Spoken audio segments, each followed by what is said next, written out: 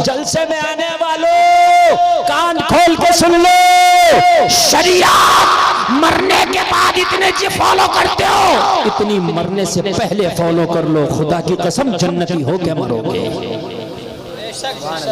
जन्नती होके मरोगे, मरने से पहले फॉलो करो। मरने के बाद तो दूसरों के रहमो करम पर है। वो कबूल हुआ कि नहीं हुआ यार? जब जिंदा हो तब शरीयत को फॉलो करो, ठीक है? तो मेरी कमर में चिनका आ गया, ठीक है?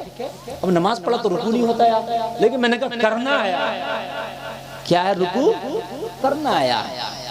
जब मैंने रुकू किया, कसम खा के बता रहा हूँ, मिंबर रसूल पे बैठा हुआ तो बहुत मुश्किल से, लेकिन जब मैंने सही हालत में रुकू किया तो रुकू में कमर बिल्कुल सीधी करना होती है, ठीक है? देख लीजिए, मैं तरीका बता रहा हूँ। ये मेरी उंगली देखिए, उंगली देखिए मेरी, ये बिल्कुल सीधी करना होती है। जो ये हमारी ये है ना सर, ये ना तो कमर से ऊंचा हो ना नीचा हो, बिल्कुल कमर के लिए बिल्कुल, समझ रहे हैं? रुकू का तरीका बता रहा हूं मैं।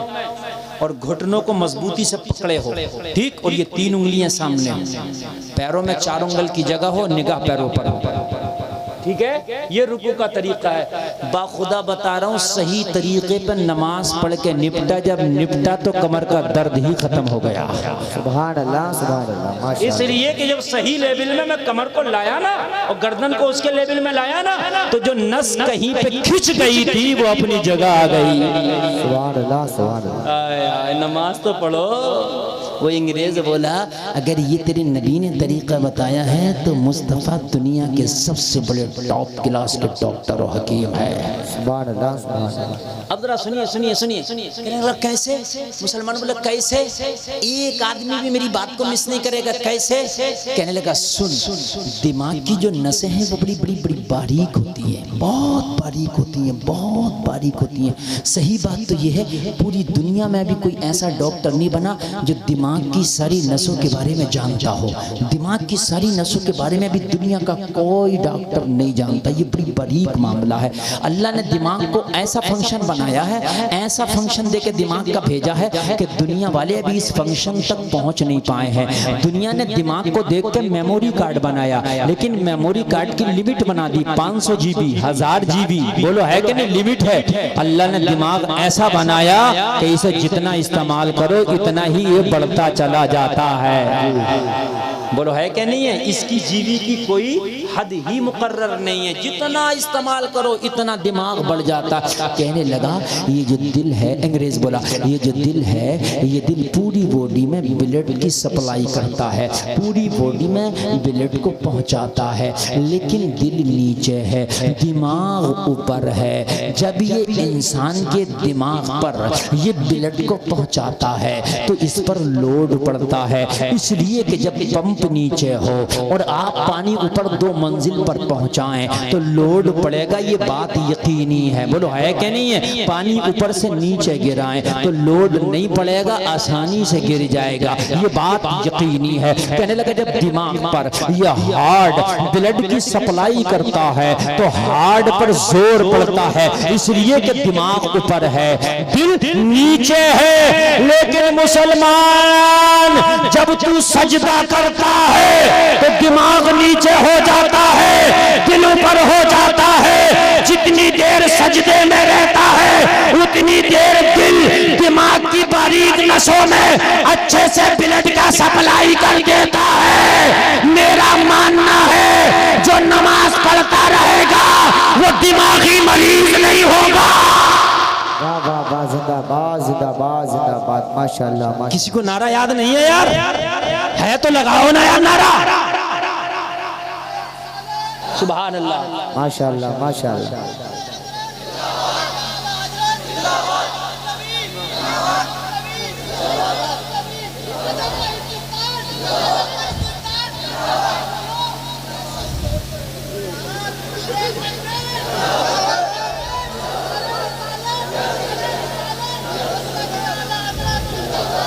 ये नारे वाला नौजवान माशाअल्लाह बड़ा अच्छा नौजवान है। देखिए दिल से लगा है ना? ऐसी काम रस्मन नहीं हो, दिल से। तरक्की तेरे नबी के तरीके में जी। दुनिया में तरक्की बोलिए नहीं है, दुनिया के तरीके में तरक्की नहीं है। आज जो पूरी दुनिया हमारे ऊपर चढ़ बैठी है, फिलिस्तीन में देखो आज मुसलमानों का क्या हाल हो रहा। लोगों बहुत बड़े वहाँ नंगा नाच जुल्म बर्बरियत का नाचा जा रहा है। बहुत छोटी छोटी बच्चियाँ, छोटे छोटे बच्चे बेगुनाह लोगों को मारा जा रहा है। लोगों आज ये हमारी हालत क्यों हो गई? वजह सिर्फ ये है कि हम दुनिया के पीछे भागे, दुनिया ने हमें ठोकर से मारा। काश हम दुनिया के पीछे ना भाग के मुस्तफ़ा के तरीक़े को अपनाते, ये दुनिया हमारे पीछे जा रही होती। दुनिया हमारे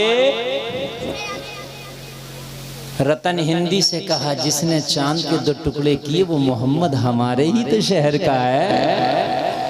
यार बोलो ना जरा सुभान अल्लाह। देखिए मैंने भटकना कहीं नहीं है, जहां से जाना वहीं आना है, ठीक है। बात कहीं की भी होगी, आना वहीं है। रतन हिंदी खड़े होकर गले लगा लिया, कहने लगा तिजारत तो जिंदगी भर होती रहेगी, अब तिजारत बाद में होगी, मुस्तफा की जियारत पहले होगी। जिंदाबाद जिंदाबाद। सामान बांधा और रखते सफर बांध के निकल लिया हिजाज के लिए। तिजारत बाद में ज़ियारत, जोर से बोलो ज़ियारत। अल्लाह अगर पैसा दे तो मदीने शरीफ ज़रूर जाओ, ठीक है मेरे भाई। अल्लाह अगर पैसा दे तो मेरी आपसे गुजारिश है कि पहले मदीने शरीफ, ठीक है। अल्लाह ताला सबों को मदीने की हाज़िरी नसीब फरमाए। ज़ियारत पहले चल दिया, चलते चलते चलते चलते मक्का शरीफ पहुँचा। मक्का शरीफ पहुँचा, लोगों से बोला, लोगों मोहम्मद इब्ने अब्दुल्ला कहाँ मिलेंगे? आमना के लाल कहाँ मिलेंगे? चांद के 2 टुकड़े करने वाले मोहम्मद कहाँ मिलेंगे? लोगों गौर करते चले जाना, कहाँ मिलेंगे, कहाँ मिलेंगे, कहाँ मिलेंगे।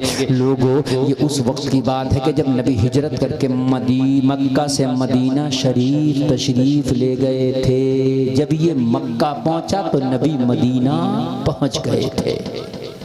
कहाँ चले गए थे? मदीना। और ये कहाँ था? मक्का में। कहा जिस मोहम्मद की तलाश में तुम आए हो वो मोहम्मद मदीना में पहुंच चुके हैं। तो कहने लगा जब भारत से मक्का आ गए तो मक्का से मदीना कितना सा है? बात है कि नहीं? जब भारत से मक्का आ गए तो मक्का से ये भी चले जाएंगे। पैदल सफर थे, ऊँटों के, खच्चर के ये सफर थे।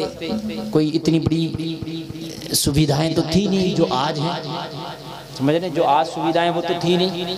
लोगों आज तो बड़ा आसान कर दिया अल्लाह ने तुम्हारे लिए। हर चीज़ बहुत आसान है। हज करने जाओ प्लेन में चले जाओ, बहुत आसान है। बात है कि नहीं?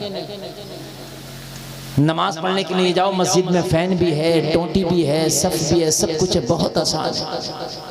मुश्किल उस दौर में था, उस दौर में था। नमाज पढ़ने वालों पर कोड़े भी मारे जाते थे, नमाज पढ़ने वालों को मारा जाता था, ज़दोकूब किया जाता था, फिर भी वो नमाज पढ़ते थे। मुश्किल तो उस दौर में था। मक्का से मदीना सफर करके पहुंच गया। और जब मदीना पहुंचा तो मदीने में जाके बोला, लोगों मोहम्मद इब्ने अब्दुल्ला कहाँ मिलेंगे? किसी ने मस्जिद नबवी का पता दे दिया। मस्जिद नबवी में पहुंचा, जाके देखा सहाबा के झुरमुट में आमना के लाल बैठे हैं। और जोर से बोलो, आमीना के लाल बैठे हैं। मुस्तफ़ा को देखा, खुश हो गया। अब जरा सुनने की बात है। आके मुस्तफ़ा की बारगाह में बैठ गया और बैठने के बाद में अर्ज करने लगा, क्या चांद के 2 टुकड़े जिसने किए थे वो मोहम्मद आप ही हैं? वो मोहम्मद आप ही हैं। अच्छा, ये बचपने में मिला था लेकिन भूल गया था। इसे क्या पता? इसे क्या पता? ना नाम पूछा था उस वक्त। एक नाला इधर के उधर कुदा दिया था और उसके बाद में तो ये अपने काम से लग गया। 50 साल का जमाना गुजर गया तो सब भूल गया। कहने लगा चांद के 2 टुकड़े करने वाले मोहम्मद आप ही हैं? नबी ने फरमाया हाँ मैं ही हूँ वो नबी। कहने लगा हम मौजूज़े दिखाते हैं? हाँ। कंकरियों से कलमा पढ़वा लेते हैं? हाँ। दरख्तों को अपने पास बुला लेते हैं? हाँ। हाय हाय। डूबा हुआ सूरज लौटा देते हैं? हाँ। तो कहने लगे फिर कोई मौजज़ा हमें भी दिखाओ ना। क्या कहा? कोई मौजज़ा? जोर से बोलो, कोई मौजज़ा? नबी ने फरमाया तू जो जिंदा टहल रहा है ये भी मेरा मौजज़ा है। सुभान अल्लाह, सुभान अल्लाह। हाय हाय हाय। यार जरा जोर से बोलो। सुभान अल्लाह। तू जो जिंदा टहल रहा है ये भी मेरा मौजूदा है। अर्ज करने लगा कैसे? नबी ने फरमाया भूल गया, आज से 50 साल पहले जा किसी बच्चे को नाला कुदाया था, याद आया? कहने लगा याद आया। नबी ने फरमाया वो बच्चा कोई और नहीं मैं ही था। मैंने हाथ उठा के दुआ किया था, या अल्लाह इसकी उम्र में बरकत अता फरमा। तू जो जिंदा है मेरी दुआ की बरकत है। नारे तकबीर, नारे रिसालत, नारे हैदरी, नारे गौसियत, मसलके आला हज़रत जिंदाबाद जिंदाबाद। सुभान अल्लाह सुभान अल्लाह। अब इसको सब कुछ याद आ गए। कहने लगा वो आप थे, हाँ मैं था। तो कहने लगा इससे बड़ा मौजूदा क्या है? अब कुछ दिखाने की जरूरत नहीं है, मुझे कलमा पढ़ा दे। सुभान अल्लाह सुभान अल्लाह। दाखिले इस्लाम हुआ, नबी की खिदमत में रहा, कई जंगें मुस्तफा के साथ लड़ी, कई गज़वात में शामिल रहा और फिर मुस्तफा की खिदमत करने के बाद इजाजत लेके फिर भारत आ गया। ठीक है। और भारत आने के बाद 100 साल नहीं जिए, 200 साल नहीं जिए, 300 साल नहीं जिए, 400 साल नहीं जिए, 500 साल नहीं जिए, पूरे 700 साल उम्र पाई। कितने साल? पूरे 700 साल उम्र पाई। 700 साल के बाद विशाल हुआ। आज भी उनका मजार भटिंडा पंजाब में है। कभी जाना हो तो जाके जियारत करना। ये है मुस्तफा का मौजज़ा। बरेली के रज़ा ने तभी तो डंडा, तभी तो कलम उठा के बोला, कौन देता है देने को मुंह चाहिए, देने वाला है सच्चा। मारा तरक्की तेरे नबी के तरीके में। तकरीर का उन्वान ही है।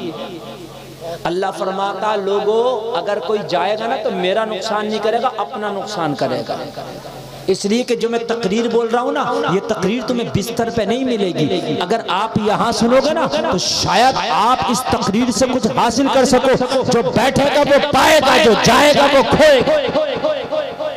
सुन लीजिए, सुभान अल्लाह। चाहे मुझे इनाम ना तो चलेगा, लेकिन आप मोहब्बत से सुनो। ठीक है भाई, बहुत मोहब्बत से। तरक्की मुस्तफा के तरीके में।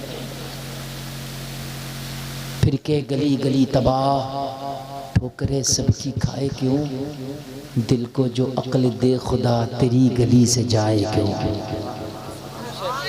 नौजवानों अपने घरों का माहौल इस्लामी बनाओ, अपना माहौल इस्लामी बनाओ, अपना तरीक़ा इस्लामी बनाओ। दुनिया चाहे कुछ भी कहे, लेकिन आपने इस्लामी तरीक़ा बनाना है। आपने इस्लामी तरीक़े पे अमल करके दिखाना। पूरी दुनिया चाहे तुझे कुछ भी कहे, तुझे दुनिया की तरफ नहीं देखना है, तुझे मुस्तफ़ा के प्यारे तरीक़े पे अमल करके दिखाना है ना। टोपी ओढ़ने में शर्म लगती है हमारे नौजवानों को। टोपी ओढ़ने में, दाढ़ी रखने में, सलाम करने में शर्म लग रही है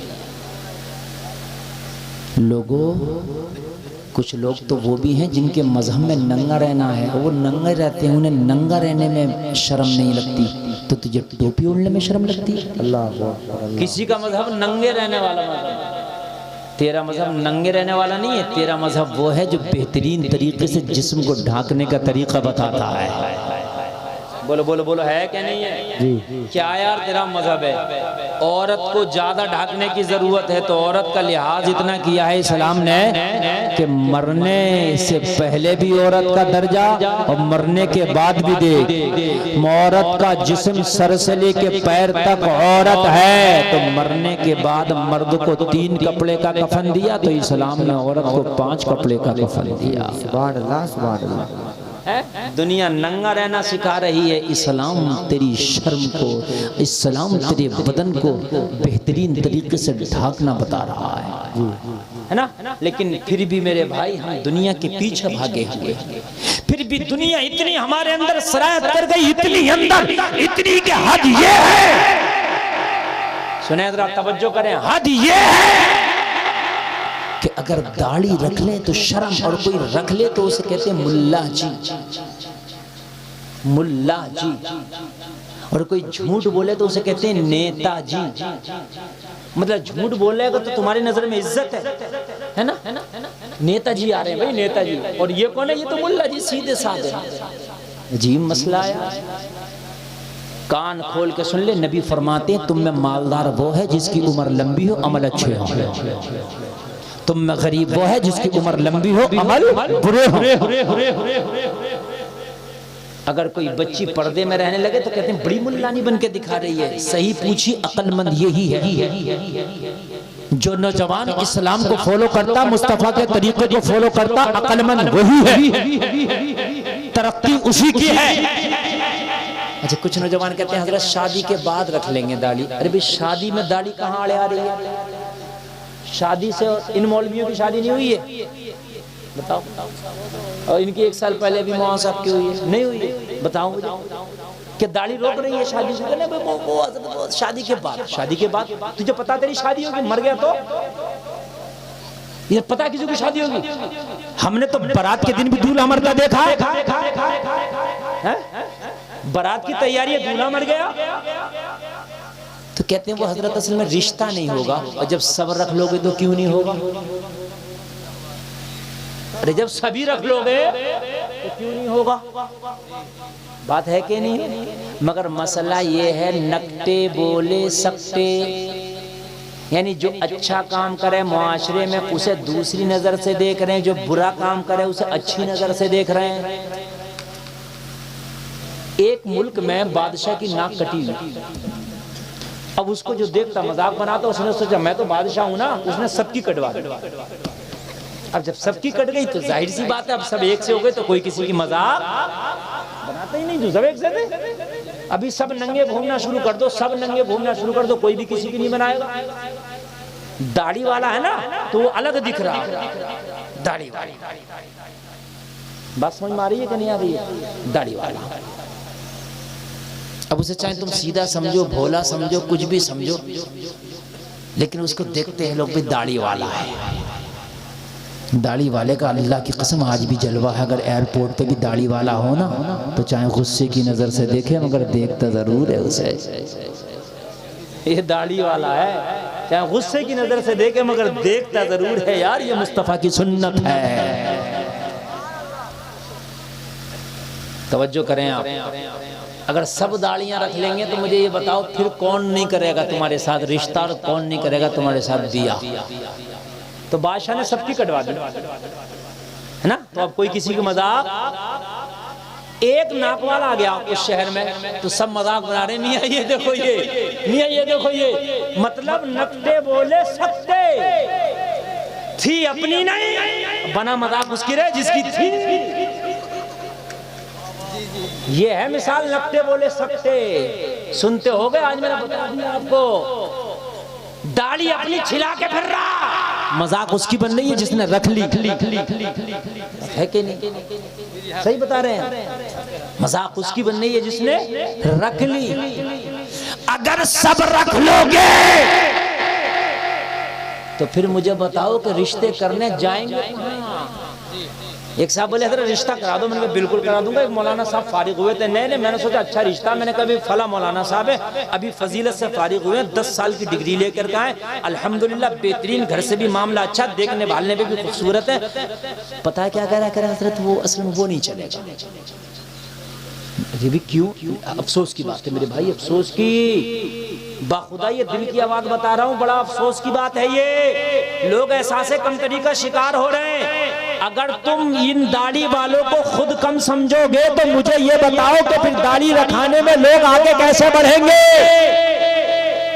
कहने लगे वो हजरत ये नहीं चलेगा। मैंने कहा क्यों? कहने कोई असल में थोड़ा सा मतलब अच्छे माहौल वाला, इस तरीके से। मैंने कहा दाढ़ी वाले से अच्छा माहौल किसका होगा? बताओ, इससे अच्छा माहौल किसका होगा? बोले एक्टिव हो। तो मैंने कहा एक्टिव चोर हो, डकैत हो, बदमाश हो, कैसा एक्टिव हो? नहीं, दाढ़ी वाला एक्टिव नहीं। कुरान समझे, हदीस समझे, तुझे नमाज पढ़ाए है, सब कुछ करे, ये एक्टिव नहीं है। लेकिन मसला क्या है? मसला ये है निज़ामे मैकदा कुछ इस तरह बिगड़ा है साकी, उन्हीं को जाम मिलता है जिन्हें पीना नहीं आता। अल्लाह अकबर, अल्लाह अकबर। ये लड़की वाले भी बोराए फिर रहे हैं, बोराए। रोटियां इन्हें भी लग रही हैं। हमने जहेजों पे भी बहुत तकरीरें की हैं, नहीं मांगना चाहिए जहेज, बिल्कुल नहीं, मगर रोटियां लग रही हैं, ये मांग भी नहीं रहा तो ये पहले से कह रहा है उससे रिश्ता कहो, बुलेरो दूंगा। मरा तो ये भी फिर रहा ना, ये भी हैरान कर रहा, उससे कहो बुलेरो दूंगा। एक बाप के दो बेटे हैं, एक को मुफ्ती बनाया हो, मुफ्ती बनता तकरीबन जाके लग जाते हैं 12 से 14 साल, ठीक है। और एक को पेशाब चेक करने का डिप्लोमा करा दिया और BMLT 2 साल का, 2 साल का डिप्लोमा होता है पेशाब चेक करने का, 2 से 3 साल का होता होगा बस। ये जो पेशाब की जांच होती है ना, होती है। अब ये बाप दोनों का रिश्ता करना निकले, मुफ्ती साहब का भी और BMLT साहब का भी। तो लड़की वाले कहेंगे, वो कहेगा मुफ्ती साहब बड़े हैं, पहले इनका करूंगा, तो कहेगा मुफ्ती साहब का तो बाद में बात करिए, डॉक्टर साहब का अगर करना हो तो कैश पहले ही ले लो। समझ रहे हैं आप? क्यों भाई? ये डॉक्टर साहब है और ये मुफ्ती साहब है। कहने लगे भाई वजह ये है कि ये डॉक्टर साहब ज्यादा कमाएंगे। हमने कहा कमाता वो ज्यादा है जिसके नसीब में अल्लाह ज्यादा लिख देता है। बेशक बेशक बेशक। हमने डॉक्टरों को भी मक्खी मारते देखा है और मौलवियों को भी जहाजों में घूमते देखा है। यार बोलो ना यार, सुभान अल्लाह। पैसा मेरे भाई मुंह देख के नहीं आता, ये दौलत अंधी होती है जिसके घर में चाहे चली जाए। अल्लाह जब देता तो छप्पर फाड़ के दे देता, अल्लाह देता है तो कालों को दौलत दे दे, जिनके थूक रैट न समझ ले उन्हें दौलत दे दे। अल्लाह बेवकूफों को, पागलों को, दीवानों को दौलत दे दे, बेढंगों को दौलत दे दे। अनिल अंबानी का लड़का देखा है किसी ने? देखा? कम से कम 1.5 कुंटल वजन होगा। हाँ, 1.5 कुंटल वजन। डालियो मत रे, इस पे कभी चैनलों पे डाल दो, केस हो जाए। हाँ, ये काट दे करो, ऐसी बात है यार, मैं तुम्हारा ही आदमी हूं। अरे इन चैनलों वालों से भी अल्लाह बचाए, बड़ा डर लगता है इनसे। ऐसा डर लगता है वो कैपरी पहनाई हुई लड़की बैठाएंगे बराबर में और मेरा फोटो लगा, मुफ्ती गुलफाम ने क्या कहा। जुल्म है मेरे ऊपर यार ये। अब लोग मुझे फोन करते हैं, हजरत नंगी लड़की बैठी है। अरे मेरी थोड़ी है, 36 चैनल पड़े यहाँ, मुझे क्या पता कौन क्या लगा रहा। ये तो ये समझे है कि नहीं? तो इसलिए टाइटल आलिम के साथ में सही लगाया करो, चाहे वीडियो कम चले मगर टाइटल सही लगाओ। बात समझ मारी? तो उसकी पर्सनालिटी देखो, 1.5 कुंटल वजन है, लेकिन दौलत कितनी है? बेशुमार दौलत है। तो भाई जरूरी नहीं है कि दौलत डॉक्टर को मिलेगी, मास्टर को मिलेगी। दौलत अल्लाह चाहे तो मौलवी को भी दे देगी। बात है कि नहीं? अरे बोलो है कि नहीं है? दौलत किसी को भी दे सकता अल्लाह, किसी। और ये बात मैं बताऊं आपको मेरे भाई, इन उलमा को अल्लाह ने आज भी इज्जतों से नवाजा है। आज भी अल्हम्दुलिल्लाह, इनके खाने जैसे आज भी किसी के खाने नहीं है, इनके पहनने जैसे आज भी किसी के पहनने नहीं है। आप देख लो, कपड़ों में बदबू भी नहीं होगी, कपड़े भी साफ होंगे, कपड़ों में खुशबू भी होगी, खाने में भी मुर्गा और बकरा होगा। और क्या चाहिए भाई? बताओ और क्या चाहिए है? और क्या चाहिए? इनके पुलिस स्टेशन में और कचहरियों में तलाक के मामले भी कम होंगे, इसलिए कि अपनी बीवी को, बच्चों को निभाते हैं। और अगर बीवी ज्यादा शैतान मिल जाए तो सब्र करते हैं बेचारे। गैर लोग क्या कहेंगे, मौलाना का घर का झगड़ा है, सब्र कर लेते हैं। शादी करो तो बच्चा दीनदार देखो, मौलाना ना हो मगर दीनदार हो। मौलाना मिल जाए तो सोने पे सुहागा है। सुभान अल्लाह बोल दो। दीनदार इसलिए कि बच्चा दीनदार होगा तो तेरी बेटी जिंदगी भर ऐश में रहेगी। बददीन होगा तो कुछ पता नहीं, कभी इसकी इज्जत की धज्जियां उड़ा कुछ पता। इसलिए दीनदार देखो, लड़की देखो तो दीनदार देखो, दीनदार अगर बच्ची तेरे घर में आएगी तो आने वाली जो नस्लें हैं ना वो भी दीनदार होंगी। सुभान अल्लाह बोल दो। हाँ, वरना छप्पड़ों पे इज्जत को सुखाएगी तुम्हारी। छप्पड़ों पर लेके आओ, तुम जींस वाली लेके आओ, टॉप वाली लेके आओ, स्कर्ट वाली लेके आओ, खूब बाल खोल के घूमने वाली अगर तेरी इज्जत छप्पर पे ना सूखे तो कहते हैं ना। फिर कह रहा हजरत जरा दुआ कर दो, ताबीज कर दो। अब दुआ ताबीज क्या काम करेगी? जब तो तू खूब देख रहा था, जब नहीं देखा तूने किसी दीनदार की बच्ची देख ली। जब तुझे गरीब लग रही थी, जब तुझे ओल्ड माहौल लग रहा था, पुराना माहौल लग रहा था। जलसे में आने वाले मैं बताऊं, अल्लाह ने अगर तुम्हें पैसा दिया है वो बात अलग है, मगर दीनदारी को पैसा नहीं लग सकता। हजरत अली फरमाते हैं हम अल्लाह की तकसीम पर राजी हैं। अल्लाह ने हमें इल्म अता किया है और इनको माल दे दिया है। मेरे भाई, अल्लाह ने अगर तुम्हें दीनदारी दी है तो दीनदारी के मुकाबले पे माल नहीं हो सकता, माल नहीं हो सकता। मगर मियाँ ये जिला संभल में आता है, ये जिला संभल या ला ये पूरे हिंदुस्तान में बदनाम है। ये संभल उपरारा इलाका बड़ा खतरनाक है। लड़के के बाप को दे रहा मोटरसाइकिल, तो ये बुड्ढा कब्र में जाने तैयारी से मोटरसाइकिल देकर और मरवा दे। जी भी जाए कुछ दिनों तो इसे मोटरसाइकिल देकर मरवा दे। है बाप को दे रहा मोटरसाइकिल, तो बाप को ऐसी। अरे अब ऐसा थोड़ी चल रहा है मेरे भाई, बहुत ज्यादा चंद नंगा नाच नचाया जा रहा है। ए मेरे भाइयों, कान खोल के सुनो। शादियां खुदा की कसम सादा कर लो, जितनी सादा करोगे ना उतना ही तुम्हारे लिए बेहतरी है। तुम्हारे पास होंगे 4 पैसे, लेकिन इतने बड़े अभी नहीं हुए तुम।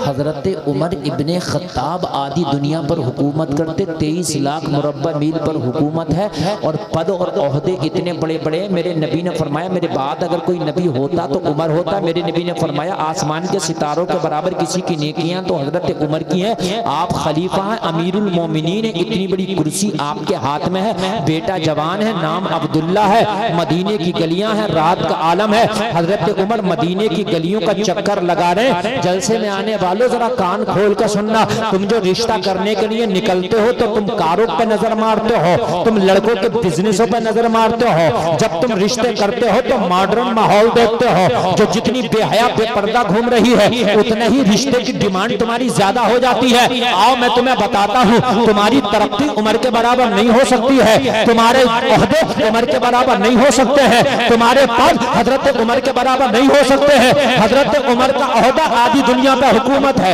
हजरत उमर का पद यह है कि रोम और ईरान के एम्पायर हजरत उमर के नाम से थर थर कांपते थे। हजरत उमर वो है जिन्होंने ईरान को फतह किया, इराक को फतह किया, फिलिस्तीन को फतह किया। हजरत उमर वो है तो किसी मुदब्बिर ने कहा है अगर एक उमर और होता तो पूरी दुनिया में मजहब इस्लाम होता। यो हमारे पास तो मियां पैसे आ गए तो शादियों के माहौल, हर चीज के माहौल बदल गए। हजरत उमर से बड़ी तरक्की नहीं हो सकती। मदीने की गलियों में रात में हजरत उमर चक्कर लगाने टहलने, कोई भूखा तो नहीं, खाना खिलाऊं, कोई प्यासा तो नहीं, पानी पिलाऊं, कोई बीमार तो नहीं, दवा दिलाऊं। रात में सन्नाटे का आलम, मदीने में सब अपने अपने बिस्तरों पे नींद की आगोश में। हजरत उमर जब एक दरवाजे से गुजरे, ये दरवाजा एक बूढ़ी खातून का था। हजरत उमर जब उस बूढ़ी खातून के दरवाजे से आगे बढ़े, उस बूढ़ी खातून के घर औरतों के झगड़ा करने की आवाज आई। हजरत उमर ने जब औरतों के झगड़ा करने की आवाज सुनी, दरवाजे पे रुके, झगड़ा किस वजह से हो रहा है, झगड़ा करने की वजह सुनो। जलसे में जितने भी खजूर जिंदा दिल मुसलमान बैठे हैं, झगड़ा करने वाला एक बूढ़ी औरत और एक उसकी जवान बेटी, दोनों माँ बेटियों में झगड़ा लगा है, बहुत तेज का झगड़ा। किस बात पर? माँ अपनी जवान बेटी से कह रही थी बेटी दूध अगर बकरी का दूध लिया हो तो उसमें पानी मिलाओ ताकि सुबह को मुनाफा ज्यादा हो, दूध वाले को दूध दें। तो बेटी कह रही थी माँ मैं दूध में पानी नहीं डालूंगी। क्यों? कहा इसलिए कि मैंने उमर की तकरीर में एक रोज सुना था, उमर कह रहा था इस्लाम में धोखा देना नहीं है। कोई दूध में पानी नहीं मिलाएगा, कोई चीट नहीं करेगा, कोई धोखा नहीं देगा। आप धोखे को समझते हो कि हमने तरक्की कर ली, आप कम तोल के देते हो, आप सोचते हो कि मैंने तरक्की कर ली। 4000 ईंटा लोगों को दिया, 5000 गिनती कराई है, समझते हो कि मैंने तरक्की कर ली। वो घर आके बड़ा खुश होता है। अभी एक लड़का मुझे बता रहा कि हजरत 4000 ईंटें देके 5000 बताइए था, और है सीना तान के कहता मैंने हेड बांध दिया। हेड बांधाया, हेड नहीं बांधा, खुद बनवाया, खुद बन गया। इसलिए कि जो 1000 ईंटा कम दे के आया, कयामत में तुझे देना पड़ेगा। कहां से देगा ये तू समझ। कहने लगी माँ दूध में पानी नहीं डालूंगी, इसलिए कि उमर ने मना किया था कि दूध में पानी मिला के कोई नहीं बेचेगा। बूढ़ी माँ ने कही बेटा अरे कैसी बात करती हो, उमर ने कहा था। उमर को क्या पता दूध में पानी मिला के बेच रही हो या पेपर बेच रही हो, उमर तो अपने घर में सो रहा होगा, उमर को क्या पता। बेटी ने जवाब दिया माँ अरे उमर देखे या ना देखे, उमर का परवरदिगार देख रहा है। जिंदाबाद जिंदाबाद जिंदाबाद। डरना है तो उमर से क्या डरना, वाह वाह वाह। माँ उससे ना डर जिससे उमर भी डरता है। सुभान अल्लाह सुभान अल्लाह। डरना है तो उमर से क्या डरना, माँ उससे ना डर कि जिससे उमर भी डरता है। अल्लाह अल्लाह। हजरत उमर के कान में जब इस बेटी की आवाज आई, हजरत उमर के कान में जब इस लड़की की ये आवाज आई, हजरत उमर के दिल के अंदर की आवाज आई, उमर चल आज रात टहलने की कीमत वसूल हो गई। सुभान अल्लाह बोलो। तवज्जो करना, आज रात टहलने की कीमत वसूल हो गई। हजरत उमर घर तशरीफ ले गए, घर ले जाकर के थोड़ा आराम किया, आराम करके सुबह फजर की नमाज पढ़ी। फजर की नमाज पढ़ के हजरत उमर की अदालत लग गई। ये आज का ऑफिस नहीं था कि 10 बजे खुलेगा, आज का बैंक नहीं था कि 10 बजे खुलेगा, आज का कोर्ट कचहरी नहीं था कि 10 बजे खुलेगा, आज की अदालत नहीं है कि 10 बजे खुलेगा। ये हजरत उमर की अदालत फजर के बाद लग जाती थी। ए मुसलमानों तुम भी अपने नबी के तरीके पे अमल करो, फजर की नमाज पढ़ो, फजर के फौरन बाद काम शुरू कर लो। जमाना जब तक सो के उठेगा तेरा काम पूरा हो जाएगा। सुभान अल्लाह माशाअल्लाह। सबसे आगे हो जाएगा। हजरत उमर की अदालत लगी, लोगों ने अपने अपने मुकदमे पेश की, अपनी अपनी हाजतें पेश की, अपनी अपनी बातें पेश की। हजरत उमर ने अपने एक खादिम को बुलाया और खादिम को बुलाकर फरमाया खादिम एक बूढ़ी औरत का मैं तुझे एड्रेस दे रहा हूँ, मदीने की फला गली में उसका घर है, जा उस खातून को मेरी अदालत में पेश कर। रात वाली खादिम पहुंचा, दरवाजे पे दस्तक दिया, खातून निकल के बाहर आई। कौन? कहने लगा उमर का खादिम। क्यों आए हो? कहने लगा खातून तुम्हें उमर ने बुलाया है। खातून डर गई, या अल्लाह मेरे दूध का मैटर उमर को तो पता नहीं चल गया, बड़ा मारेगा। इंसाफ उमर का मालूम है, बड़ा सख्त आदिलों का शहंशाह है उमर। हजरत उमर की अदालत की तरह किसी की अदालत हो ही नहीं सकती, बल्कि जो आज की कोर्ट कचहरियां, वकील, जज, हाकिम, ये सब हजरत उमर की देन है। ये कोर्ट कचहरी, हाकिम, जज, पुलिस स्टेशन, चौकी, कोतवाल, ये सब हजरत उमर ने बनाया। ये सारा निजाम हजरत उमर का कायम करदा है। या अल्लाह कहीं उमर को दूध के मैटर का पता तो नहीं चल गया, लेकिन उमर ने बुलाया है तो जाना पड़ेगा। जा रही है दिल में ये कहती जा रही है मौला उमर से बचा लेना, तौबा करती हूँ, आज के बाद कभी दूध में पानी नहीं मिलाया जाएगा। आज के बाद कभी दूध में पानी। हजरत उमर की अदालत में जाके खड़ी हो गई। हजरत उमर ने फरमाया खातून रात का मैटर क्या था? रोने लगी, कहने लगी उमर उस पर पर्दा डाल दे, मैंने तौबा कर ली है। हजरत उमर ने फरमाया अल्लाह तेरी तौबा कबूल करे, लेकिन ये तो बता वो जवान लड़की जो तुझसे झगड़ा लड़ रही थी वो कौन थी? कहने लगी उमर वो मेरी बेटी है, मेरी बेटी। हजरत उमर ने फरमाया सगी बेटी? हाँ उमर मेरी सगी बेटी। हजरत उमर ने फरमाया खातून उसकी शादी हो गई? इतना कहा तो बूढ़ी औरत रोने लगी। हजरत उमर ने फरमाया मैंने तुझे ताना नहीं दिया, मैंने सख्ती नहीं की, मैंने सिर्फ इतना पूछा कि जो तेरी जवान बेटी है क्या उसकी शादी हो गई? कहने लगी उमर बात इतनी सी है कि पूरे मदीने की सबसे गरीब अगर कोई औरत है तो वो मैं हूं। मेरे शौहर का इंतकाल हो गया, एक बेवा औरत हूं मैं, मेरी जवान बेटी है। उमर मेरा कोई बिजनेस नहीं, मेरा कोई कारोबार नहीं, मेरी एक बूढ़ी बीमार सी बकरी है, उसके दूध पे मेरे घर का खर्चा चलता है। अगर कभी बीमारी की वजह से मेरी बकरी दूध ना दे तो 3-3 दिन के मेरे घर में फाके होते हैं।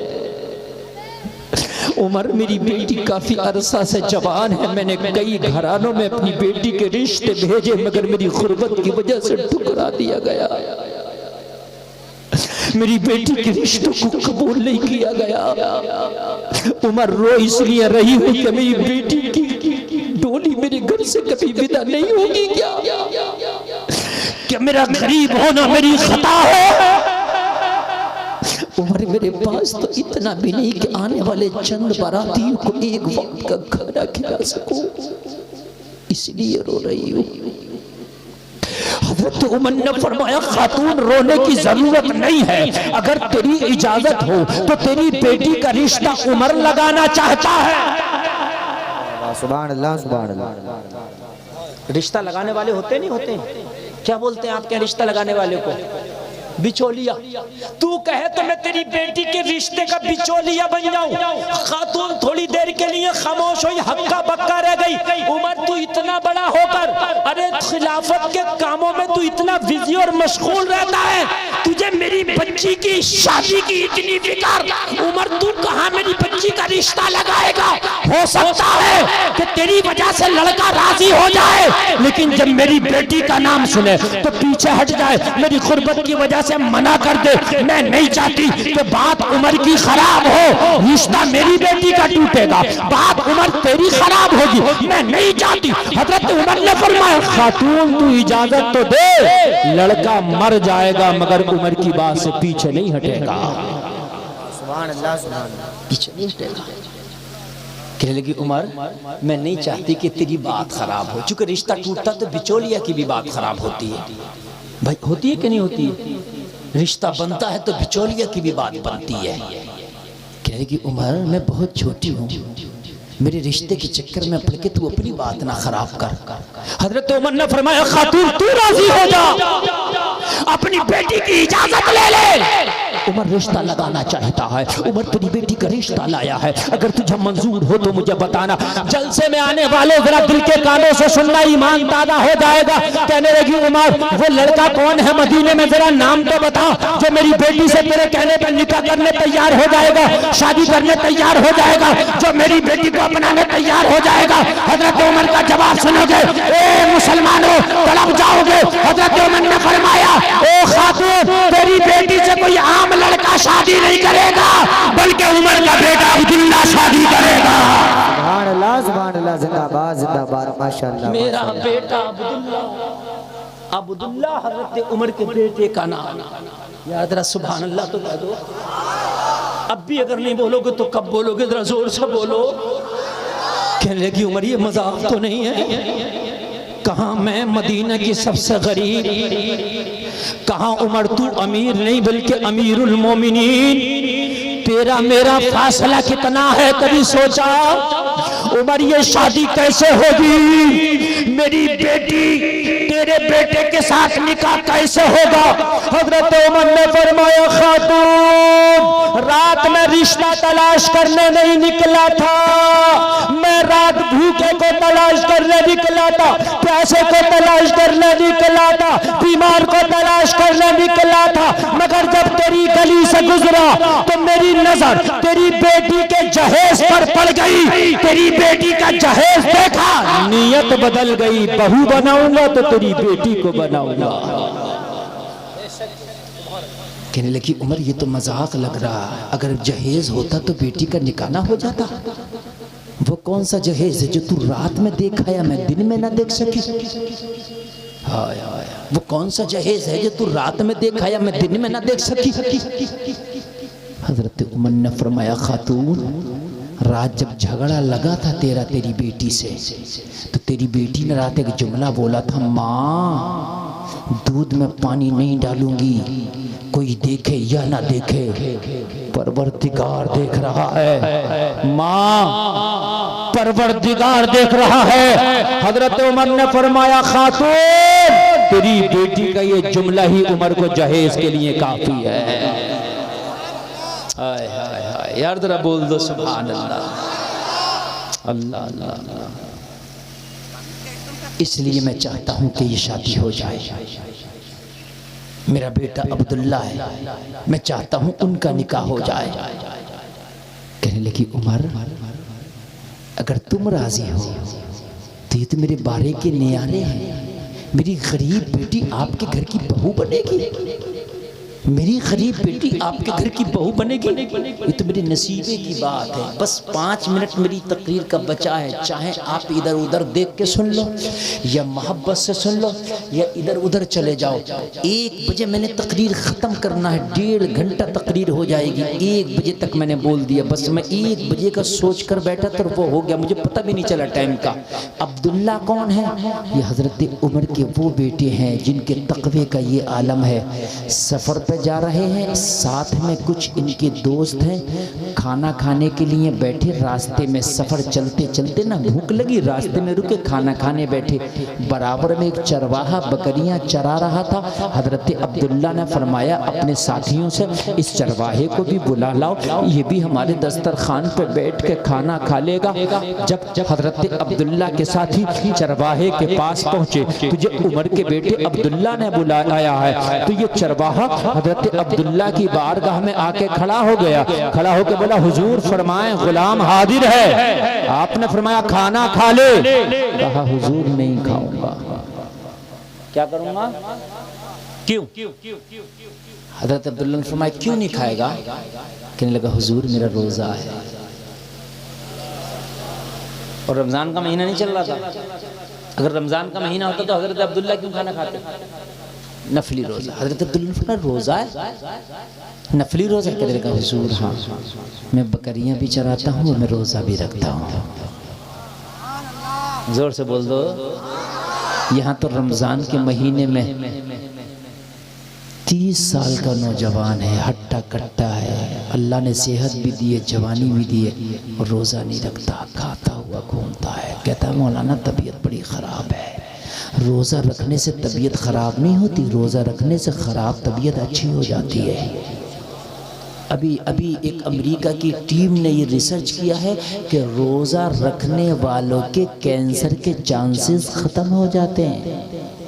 हाँ, इसलिए कि जो जिस्म के अंदर कैंसर में बॉडी का गलत खून या गलत गोश्त बनता है, जब बॉडी भूखी होती है तो उस गलत हिस्से को खा जाती है।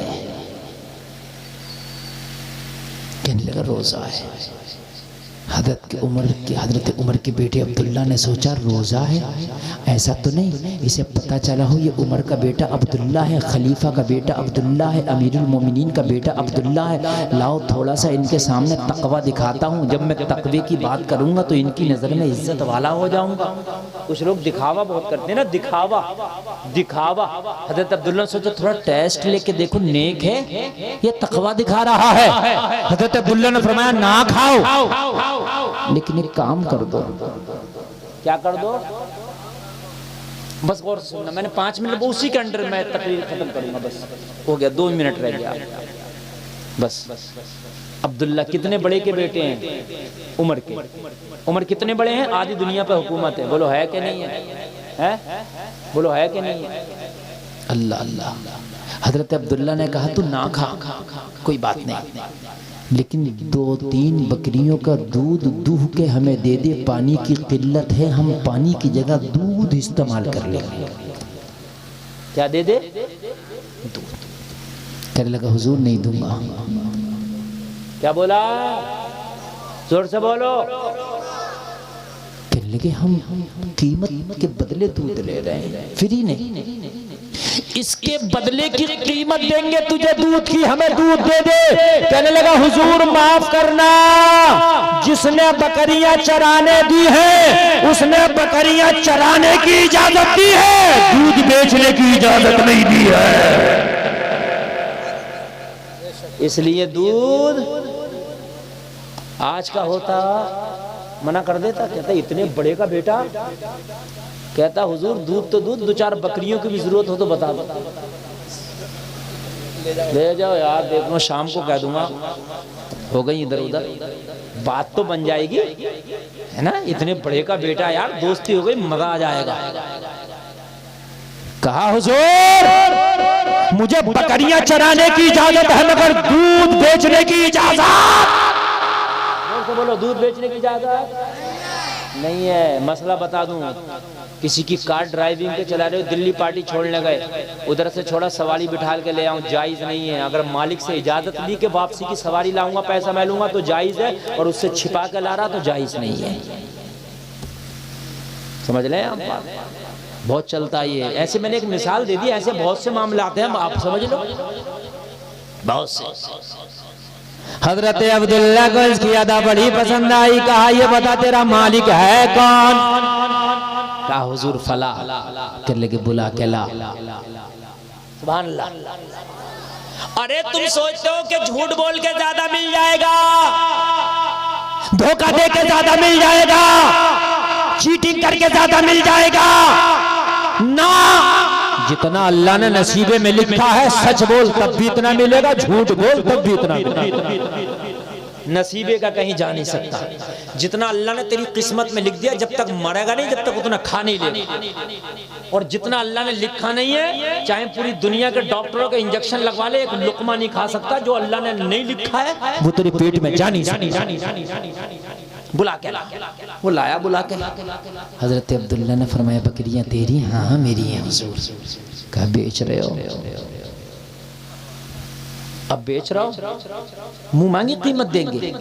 बकरियां बेचने राजी हो गए। हजरत अब्दुल्ला ने बकरियां खरीद ली। इसकी सच्चाई हजरत अब्दुल्ला को इतनी पसंद आई, बकरियां खरीद के बोले आज के बाद हमने तुम्हें बकरियों का मालिक बना दिया है, चाहे दूध बेचा करना चाहे बकरी बेचा करना।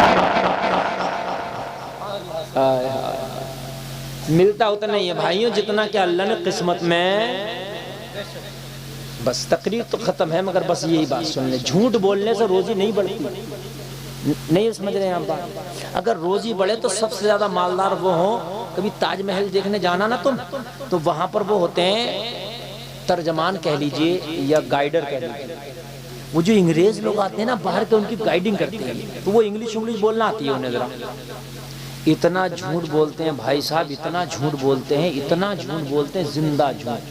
वो गाइडर को दिखा रहा था, बता रहा था, कोई उसने पूछा कि ये क्या है? अंग्रेज, अरे कहा यही तो शाहजहां बैठ के कैलूला फरमाया करते थे। उसे क्या पता फरमाया करते थे? क्या दे दिया डॉलर निकाल के, क्या नई बात बताई। मगर अमीरी से नहीं आती, अमीरी आती है अल्लाह के अता करने से।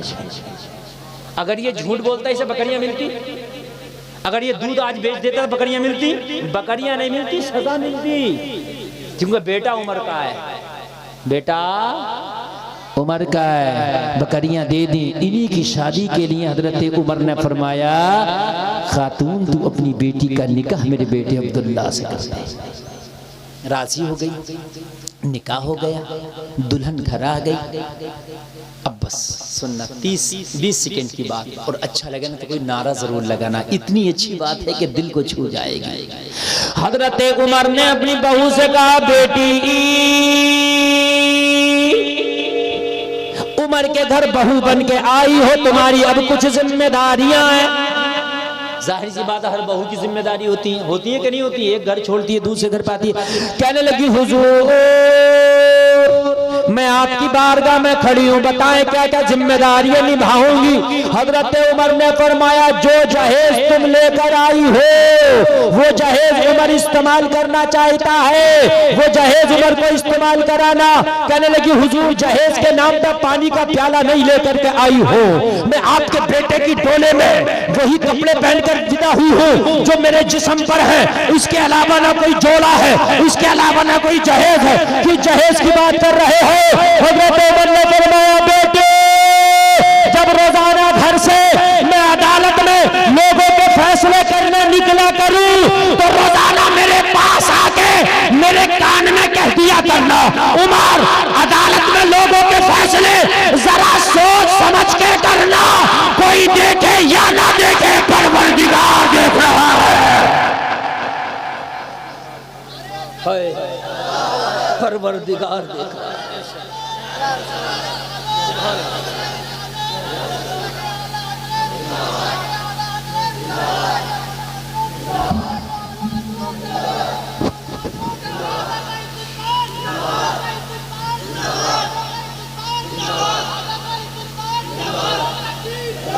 बस बस बस, अल्लाह सलामत रखे, अल्लाह आपके जज्बात को सलामत रखे। मेरे भाई मेरी गुफ्तगू का महसल ये है, लुबाब ये है कि तरक्की दुनिया के तरीके में नहीं, तेरे मुस्तफ़ा के तरीके में। तरक्की ये नहीं, तरक्की वो है जो मदीने वाले ने बताई है। हाय हाय हाय हाय हाय। लोगों मुस्तफ़ा के तरीक़े को अपनाओ, इस्लामी रंग में रंग जाओ, इस्लामी माहौल में रंग जाओ।